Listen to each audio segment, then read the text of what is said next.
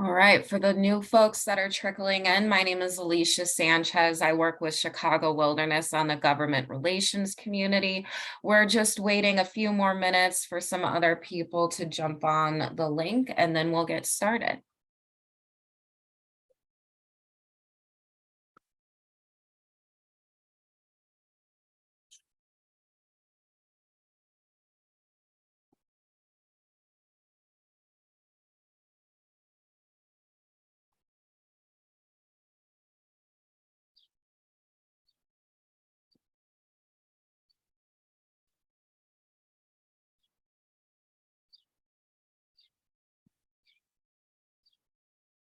I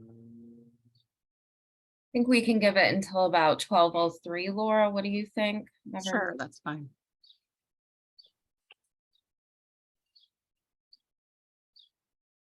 For those who are just now jumping on, I'm Alicia Sanchez. I work with Chicago Wilderness's government relations community. And we are also joined here today by Ted Hafner from the co-chair of the Chicago Wilderness Climate Committee and Brandon Hayes from Bold Bison. Thank you for taking the time to join us today. See some more folks popping in here. Yeah.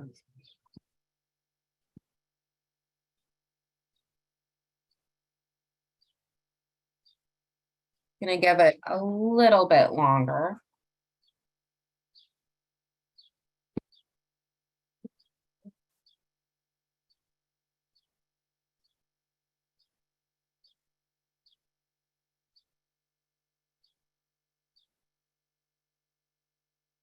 Love to see everyone putting their name and organizations in the chat. Please feel free to do so. What do you say, Laura? Do you think we can kick it off here? Yeah, sounds good. We'll continue to let folks in as they arrive. So yes, definitely. All right. Well, I'm just going to toss it over to Laura to say a few words here, and then we will get started. yeah, welcome. Thank you for joining us for this cafe. I'm Laura Riley, the coordinator of Chicago Wilderness Alliance. And I wanted to just acknowledge and thank the Illinois Department of Natural Resources and the U.S. Forest Service for support for our cafe series, and pop a little bit of information about becoming a Tree City USA into the chat. You can learn more at the link listed below. Yeah. Thank you.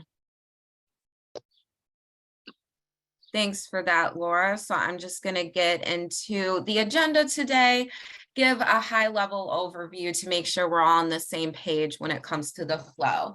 So I'm going to start us off by giving a legislative recap of the past couple of years.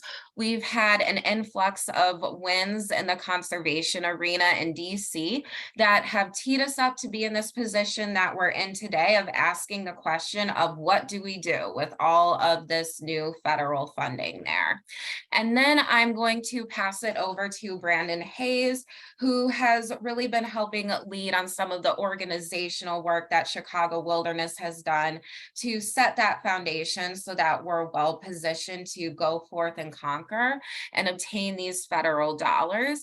And then we are going to bring it over to Ted Hafner, who has equally provided some leadership with Chicago Wilderness's public funding initiatives there, to just delve in a little bit more specifically on some of the resources that Chicago Wilderness has compiled to provide that support for partners.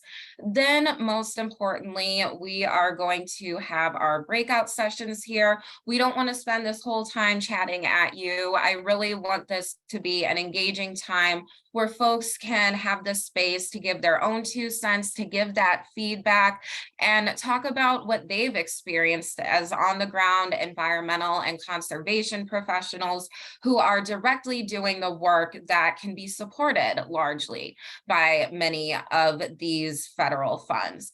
And then we are going to have our report back session and bring it all full circle. Now, in the meantime, we are going to have that breakout discussion question, but if you have any questions, please feel free to pop them in the chat. Any questions that we don't have the time to get to during this talk, we will try our best to follow up with over email. And then just quick housekeeping to avoid awkward audio feedback. Just please remind yourself to stay on mute in the meantime. All right, so I just wanted to set the stage here with a high-level overview. So over the past couple of years, our nation has experienced the passage of huge bills that include historic funding levels for critical environmental initiatives. Now, these are massive pieces of legislation, thousands of pages of new provisions and grant programs.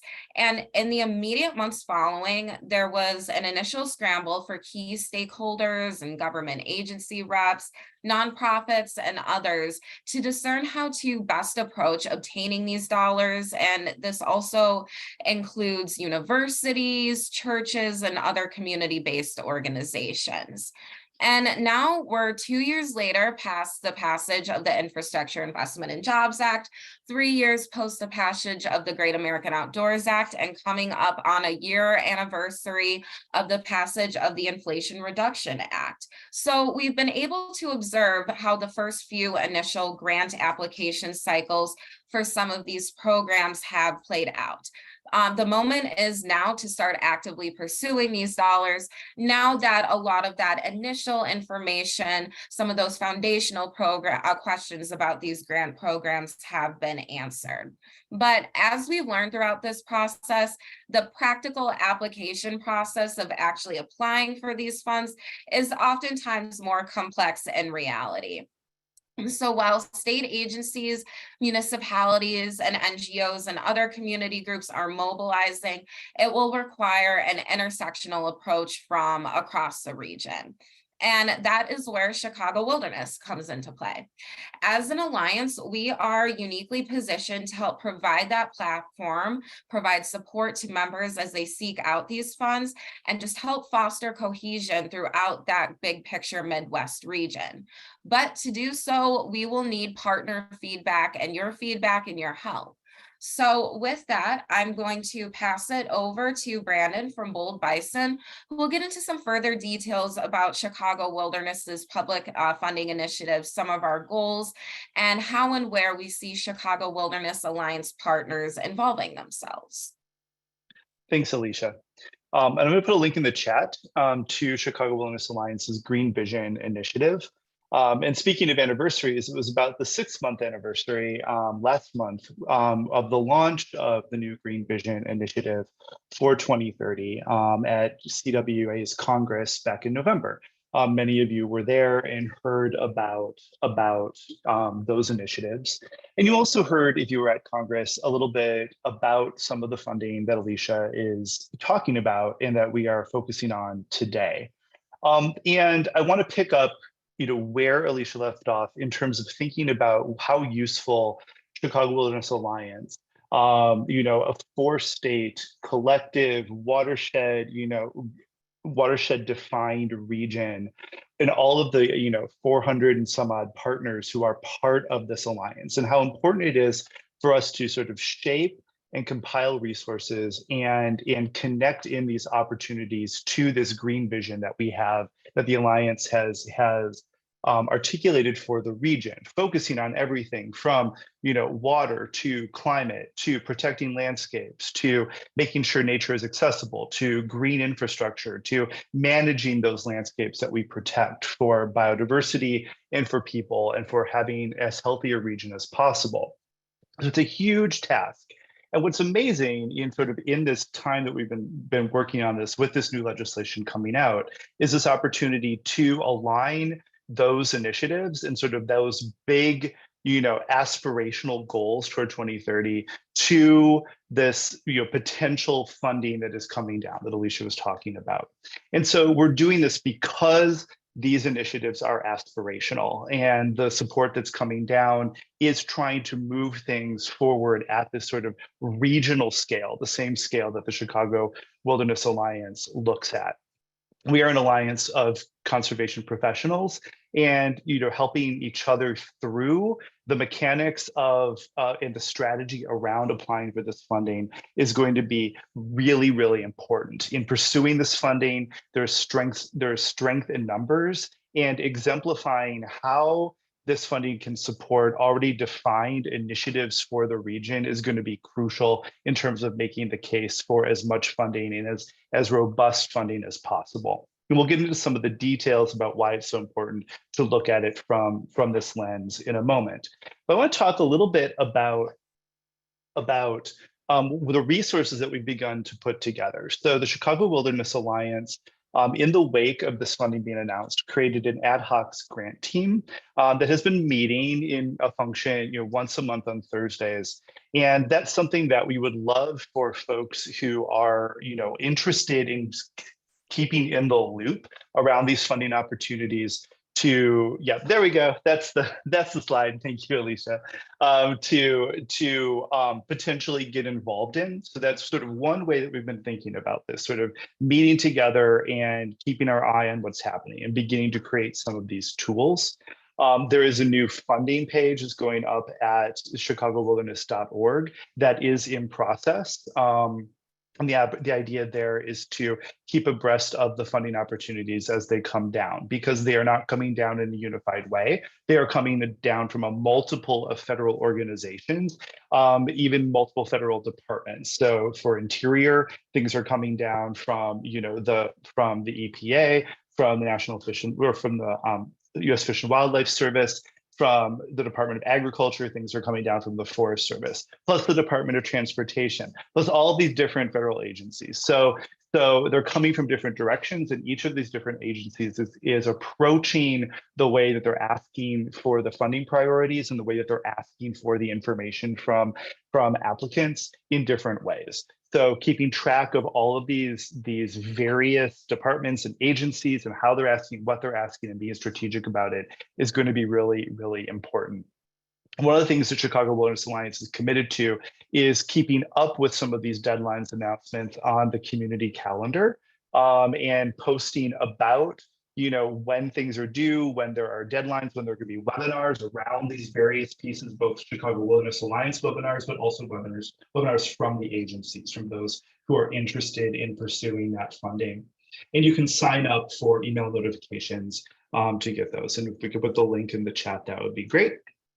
And then also taking some, informal networking and taking responsibility for sort of understanding what are the projects on the ground and those priorities and those fundable projects and programs and initiatives that are part of the Chicago Wilderness region and part of that initiative that we can use to be more cohesive and comprehensive in our strategy for the Chicago region. So on the next slide, I'll talk a little bit about that. And one of those things is a link to what we've created is a spreadsheet to begin to keep track of those projects that various organizations or agencies are interested in pursuing funding for around the various pieces of the new Green Vision Initiative. So for those of you who are clicking in and looking at that spreadsheet that's in the chat at the moment, you'll see that in that first tab that there are projects listed in around the various different 7 initiatives, and beginning to say sort of what is needed, what is the cost on the ground. But then if you look at the second tab in that sheet, you see that we've also begun to keep track of the federal opportunities as they're becoming available. This is a publicly accessible spreadsheet in the spirit of sharing information with each other and across the region. And so we're inviting folks who are interested in being strategic around this funding, around these big initiatives, to begin to list your projects into this funding spreadsheet so that we can be strategic when we are looking at these opportunities. You've heard us say strategic many times, and it's really the core of what we're talking about today, is how can we be most strategic as an alliance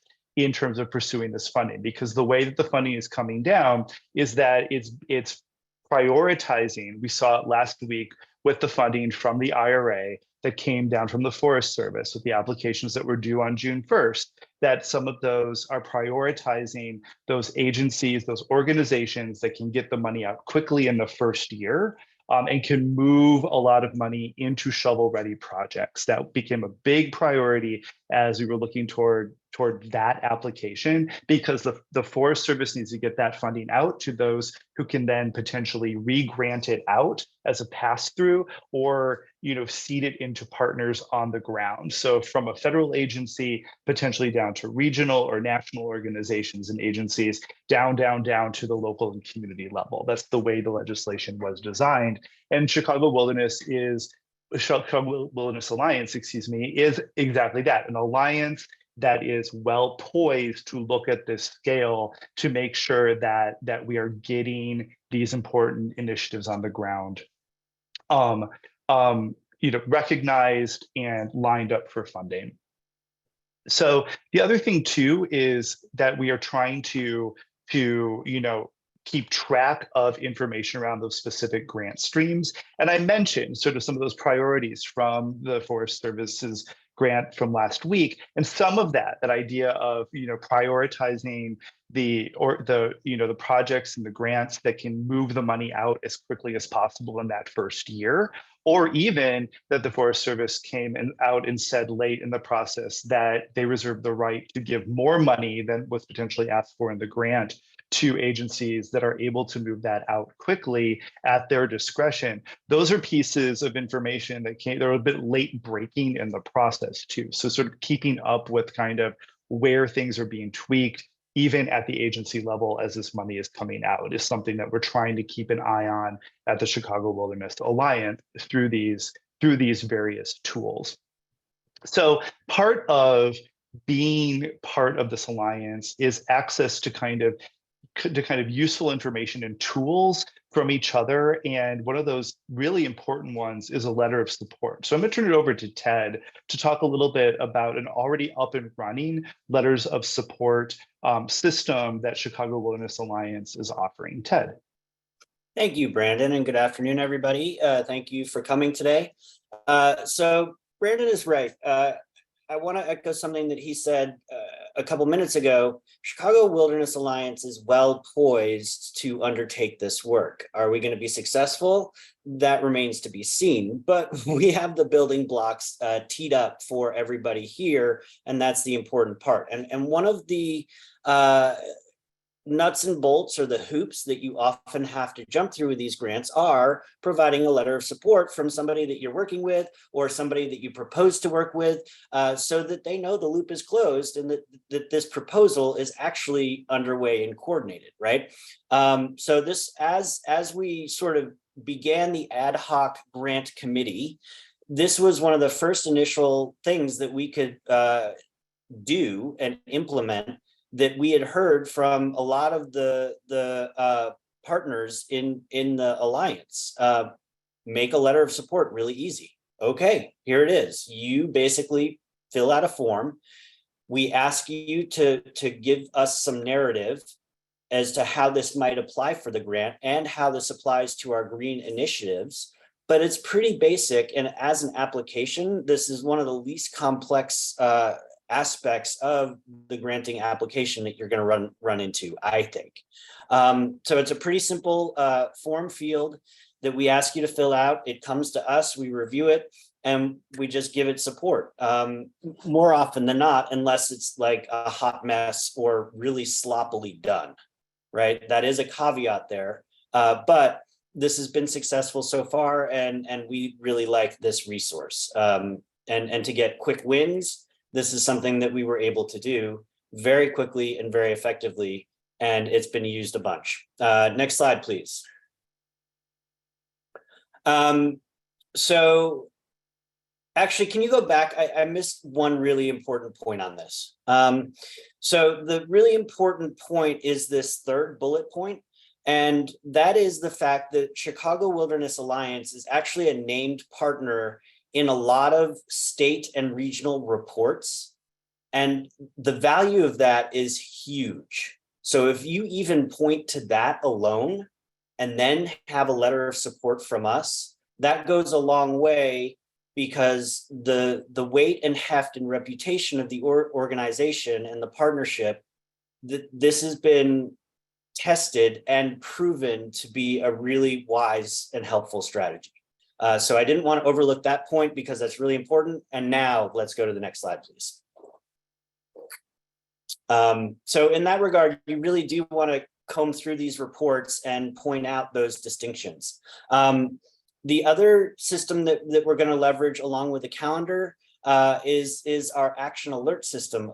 Alicia sort of described this early on in the cafe, but really this is an advocacy tool that we use to outreach to our legislators. We're adapting it for another use, right? This is a community-based use where if someone hears about a grant or a piece of information that is really important and germane to a specific grant, they can use this system to notify us, and then we can get it out to the partners. We haven't done this yet. We've talked about this for a couple months, but I think we're getting pretty quick to pull the trigger on this, especially as, and I'll get more into detail on this in a second, but what we found is as the rounds go further and further, the opportunities for resources, the resource buckets become smaller and they become more competitive. So this networking and this information sharing is going to be really important as we get more and more grants. Like Brandon said, that they're coordinated differently, they run through different agencies differently,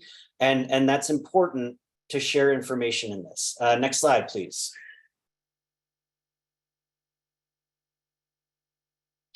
Okay, so yes, and then the calendar, which we talked about, is our community calendar. We have cafes listed here, we have workshops listed here, we have partner events listed here, but we also have grants listed here.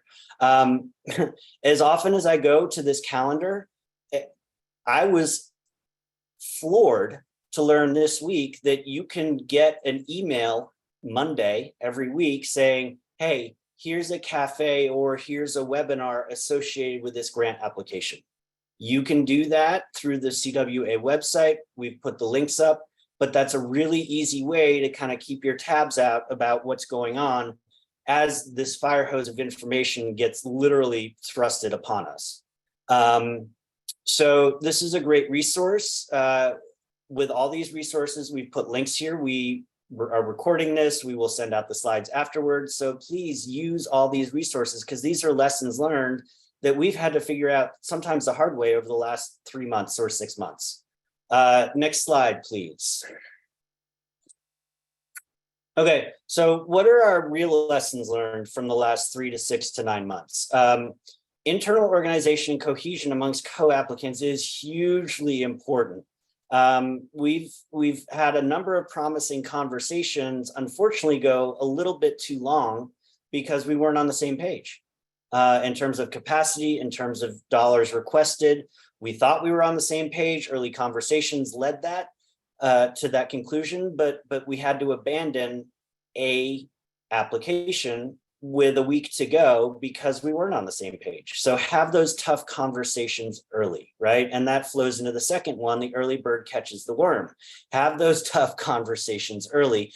But there are a number of other things that are important to do in terms of that lesson, right? We have found out that the sam.gov portals take like 6 to 8 weeks to sign up for and get access to, and that's how you file your grant. That's a hugely time-consuming process. And if you don't start that on day one, you're probably not going to get your grant in on time because you don't have access to the portal, right? That's a very simple piece of information and lessons learned that if you start with 2 weeks to go, you're not going to get your grant in. There are other things like that in terms of the information sharing, in terms of sort of those loose networks of information. For the grant, the Forest Service grant that we put in last week, we were, with 2 days to go, calling large group meetings to share information and just really confirm that we're all on the same page in terms of numbers, in terms of partners, in terms of eligibility, right? Because it's so confusing right now because every department has a different strategy implementation. So that's another reason to be really on the ball early. The next one is do your homework. Look through the applicable scientific reports and data that they're asking for, right? Connect the dots for them to your grant ideas. That alone, those citations and that cross-referencing are huge. And that sort of goes into how Chicago Wilderness is named in a lot of these reports. Not so much the regional ones, but a lot of the state-based ones we are. So look for those connections, because that's huge, and that makes your application much more robust. If you have trouble figuring that out, all your leadership initiative team members have sort of their pulse on this and know what reports are applicable. So reach out to us. You know, I was a part of 3 different grants last week because of that reason. You know, people were using me for citations and connecting climate information to their ideas. They just didn't know where to find it. So they came to me and I supplied that for them. We are a resource for you if you start early and we're on board and clued in. Another one, funding has multiple rounds that will get smaller and more competitive as we go. We've seen this already with the Forestry Service one. They put out an award in January. That was their first round.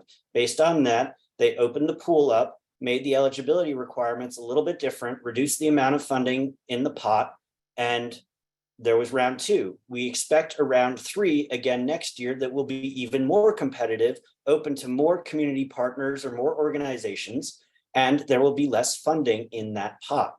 That seems to be consistent with every grant through every agency that's rolling out. And then the last one is think globally about fit and timing. A grant opportunity right now may not be applicable to you or the best strategy, but that doesn't mean you can't chase it 6 months or 12 months from now. And a good example of this is the EPA grant that was due also on June 1st. They were looking for 11 nationwide people that could run an application process and get funds out to each of the EPA regions very quickly, plus one national sort of oversight organization that could run the process for the other 10, right? Along with the federal government and the agencies that were working on this. So based on that, we did some hard thinking and said, you know what? Chicago Wilderness does not have the capacity to run that kind of process. But based on that assumption, we know 6 months ago that someone is going to run that process. We know a basic understanding of how that process is designed because there are 3 different levels. There's a conceptual level, a sort of a construction documentation level, and then an implementation level. Right? Those feed off of each other. And because we've identified that, we have now 6 months to do our homework and find out partners to either create concepts or to create, to get existing projects that might be a good fit ready to go into the ground and apply to these grants. So just because an application isn't right now doesn't mean it's not going to be right in 6 months. And that's about all the lessons I have learned through this process and wanted to share with you. Any questions before I go back to Brandon? Nope. Go ahead, Brandon. Back to you. Great. I don't want to linger too long on this slide before we move into breakouts and opening up the conversation. And some of these are self-explanatory in these points, in these lessons. So obviously leaning on our coalitions alliances, that's exactly what we're doing here. And in other coalitions in the region, you know, whether it's the Chicago Region's Trees Initiative, Calumet Collaborative, Chicago Wilderness Alliance, you know, leaning on those organizations, those collaborations, those partners is going to be key because that's the way that the funding has been designed to move out into the world. Identifying points of contact from the associate government agencies, you know, learning what you can about what's going to be happening, like talking to folks, even if they don't know, you know, exactly how things are going to roll out. You can get some insights and sort of what the thinking is behind the way that the money is rolling out from these agencies. So making sure that you have those channels open. And that's something that Chicago Wilderness Alliance can help with, you know, from that alliance standpoint. To Ted's point, just quickly, test driving the technical application process. Those of you who are applying for the Urban and Community Forestry Grant from the Forest Service last Thursday know that the site crashed. They had to extend the deadline, but they only extended the deadline for those who are already in the system, and we're having trouble uploading their materials. So again, these things will happen. If you've got tens of thousands of organizations and agencies applying all on the same day, things are going to happen. So, you know, make sure you know the technology side. Avoid duplicative projects. that's another reason why we offer this tool of this, this spreadsheet that we shared in the chat, in terms of like beginning to list projects and having a sense of what others are doing, because the Forest Service came right out and said, in advance of last week, that any duplicative projects in any proposals, they would toss both the proposals. So make sure you know what your partners are putting in for, what you're putting in for. Keep those channels of communication open, because they will have really dire consequences if everyone feels like they're just going to go in for their own piece of it. And also understanding that communicating in a unified version for the Chicago region. So multiple partners who were putting in that grant last week talked about how there were national or sort of semi-national or sort of organizations that no one had heard of coming out of the woodwork to say, oh, we're looking for on-the-ground partners, because we're going to put our thing is focused on Los Angeles and Chicago, and we're going to be the big pass-through for Chicago. And you had organizations here on the ground, part of the Chicago Wilderness Alliance, saying, who are you? We've never heard of you before. And they sort of are presuming to speak for Chicago. And that same sort of thing goes down, make sure that we're not presuming to speak for partners on the ground if we are thinking of ourselves as a pass-through organization. But again, that unified vision for Chicago, articulating this is what we need and this is where we see our region going, and making sure that we are clear about that and on the same page and singing from the same songbook around what our healthy region looks like is going to be absolutely crucial.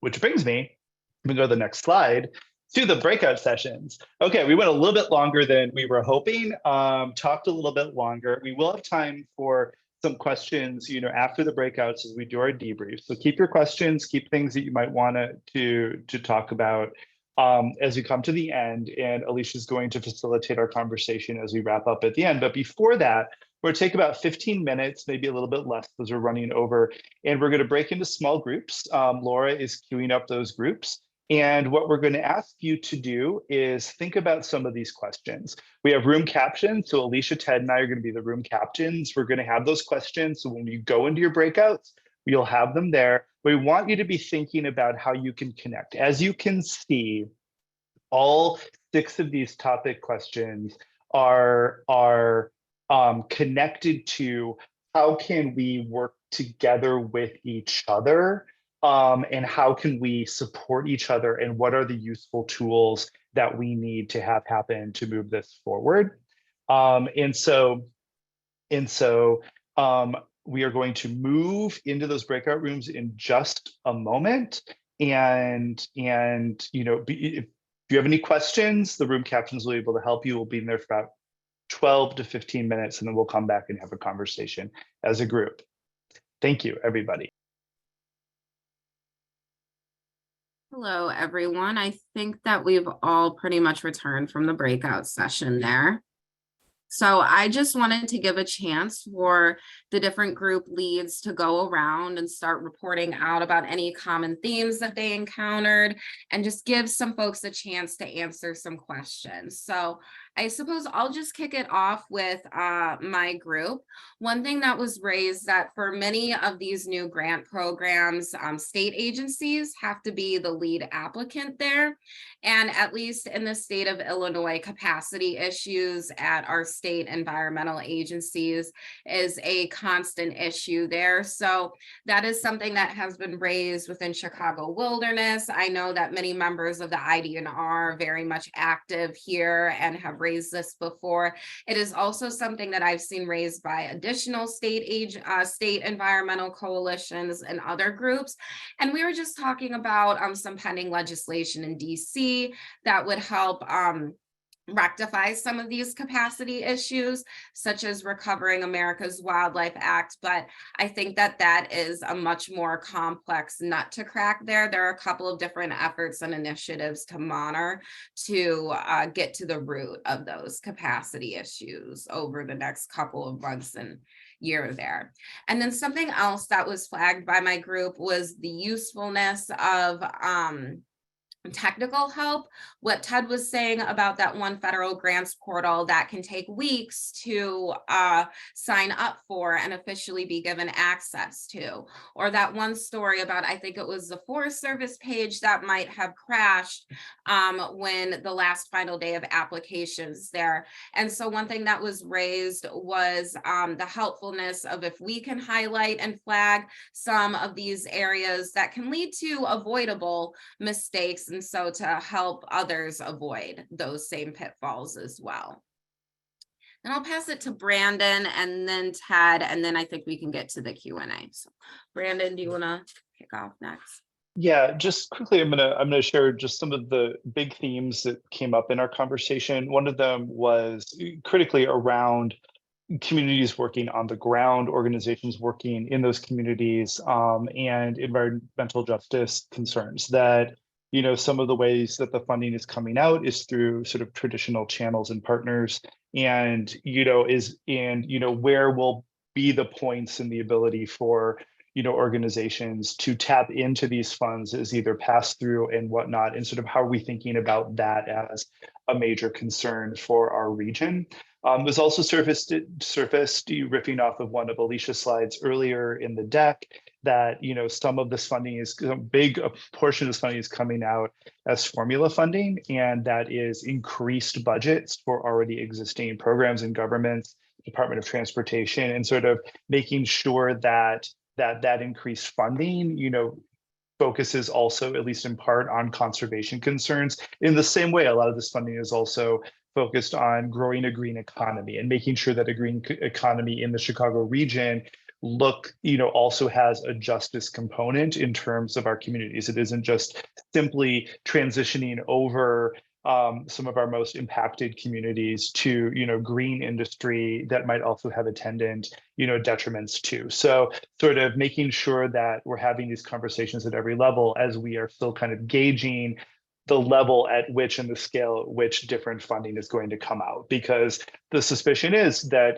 some of the stuff from the Forest Service funding from last week, that it's in their interest to get as much money out to as few large organizations as possible, say they got it out, and then let those organizations figure out how it moves on from there, as opposed to themselves giving smaller grants to a multitude of organizations that applied. That's us in a quick nutshell. Thank you for that. I think so too there. That is another one that within Chicago Wilderness and throughout some of these other coalitions that I've been a part of, something that pops up quite frequently there. Ted? Yeah, I think we had a really interesting conversation, but it took a while to develop. And I think the lead takeaway there from my group was we had a number of partner members that are sort of really drinking from the fire hose for the first time, and this is a hell of a time to start doing that, right? So I think we have people in different places that are really interested in the sharing and the ideas and the brainstorming to better the region. But we also had a lot of people in different types of organizations. And to that point, David Romero was like in the middle of making a great point as we got cut out back here because he's from a municipality, right? And they're redoing their master plan and their stuff, but they don't quite know how to guide that towards the grants. If I understood your angle properly, David, right? And go ahead and come off mute if I got that wrong. But it's sort of the nuts and bolts is more of what we talked about. You guys had way different conversations than we did. But most people were thankful for the resources and the gathering and the sharing of information. And one of the things that I said to my group, and I said this, I think before, I'm willing to sit down with anybody on this call and have an hour conversation about ideas and how to fit your ideas into some of the ways that we talked about today. If that's useful for you guys, because I really do. I think the three of us and the organization writ large believes that the collaboration and the resource sharing is what really makes this project authentic and a lot easier.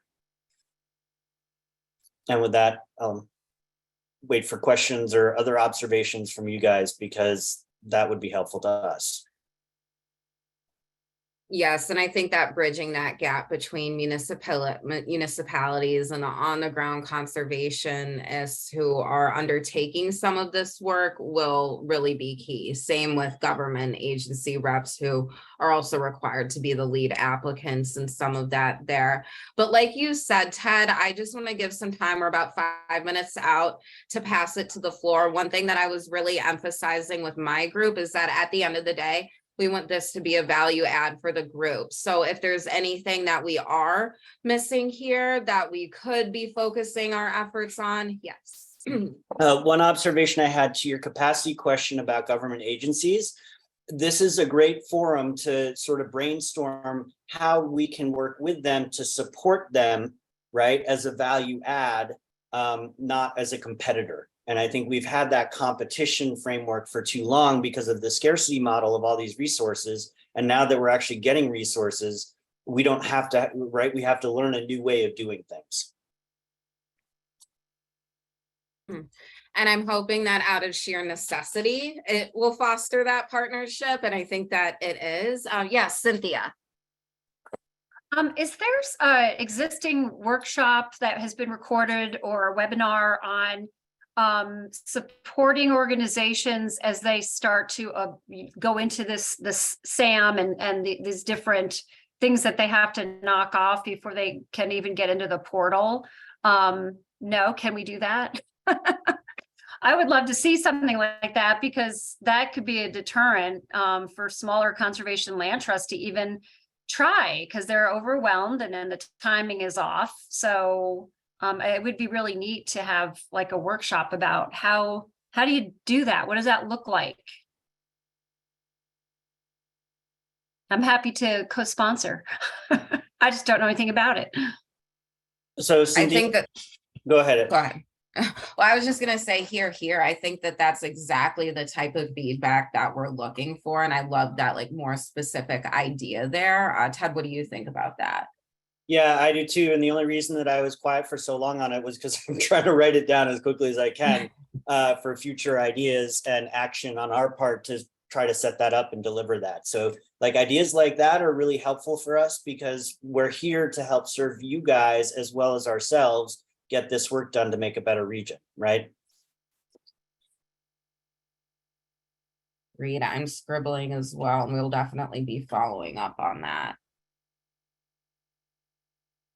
And then looking through here to see if there are others. Yes. Yeah, Brandon brought up a good point about one of their topics that they discussed is how do we all engage with the new mayoral administration, which historically we know is light on nature-based solutions and climate action outside of electrification.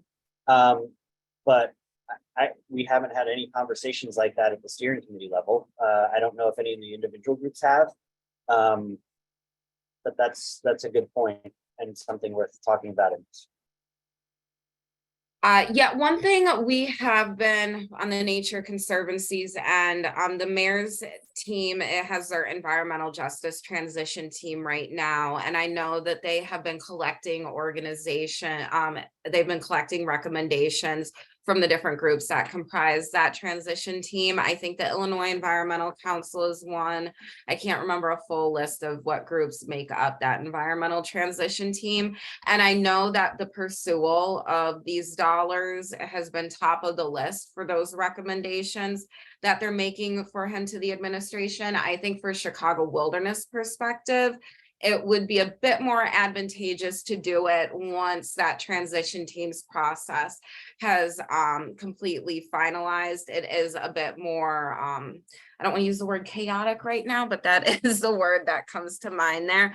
And then another pathway is that we now have in the city of Chicago a new chair of the environment, Maria Haddon, who has a lakeside district, the Rogers Park area.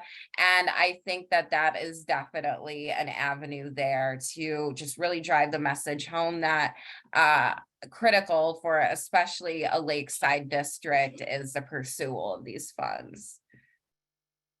Alicia, Patty Vitt also had an interesting comment that I think I'd actually like Laura to weigh in on. And the comment is, do we need a general grant writing cafe? I think we could do that up to some extent, but grant writing is such like a weird art science that I don't know how we would pull some of that off, because we would leave that up to Maria, right? Who with Laura. Actually, no, I think in this case, I mean, yes, in this, in those last renditions we Yeah. were, I think I would actually reach out to some of our partners who have folks who are actually doing this on a much more regular basis. I'm going to look at Michelle Uding, if she's still on the call, and others to kind of tap into some of our partners who are much more skilled and compile those resources. Like we said, I saw that that someone put into a chat some sam.gov information, and I think we would just really be pretty intentional about the resources that we pull together for that. So to that end, I totally agree. I wonder if there are other organizations that we should loop in also to that conversation. Absolutely. Okay, I'll write that down. And as I an think, idea like, you know, like also. we put a call. Oh no. Uh-oh. You know, we put the Laura call might- about the next grant meeting, and I think into something that is a really dynamic and purposeful group. And I think that it might be really great to include some of anyone who's interested in kind of looking at developing that, come to that meeting next week. And I put my email into the chat earlier. You could just email me and say that you wanted to be added to that invitation list, and maybe we can continue that dialogue and flesh out what that would look like. The other comment was from, well, there are two comments, one from Rebecca about getting to the mayor once the Department of Environment is reinstated, but we've been waiting for like 6 years now. So yeah, that's an idea. And then the other one is there an opportunity to use these large grant funds to boost the capacity and power of BIPOC-led organizations? And could CWA help in that? That's the idea here, Laura. You know, we're working, but that process takes a long time to break down the, I don't know, policy and social decisions we've made over the last 400 years as a country. So we're finding some really tough barriers there, understandably so. So that's part of how we're trying to engage this. But we're trying to also build authentic conversations there too, because that authenticity is really hard to find right now. The other question I had for this group before we go, and I know time is late, is it helpful if we start to look at the grants that are rolling out and the resources that might apply and put those with the grants that we come, like, so like if you're interested in applying for this grant, look at this report, and this report, and put that into your idea. Would that be helpful for folks? Or are we not there yet?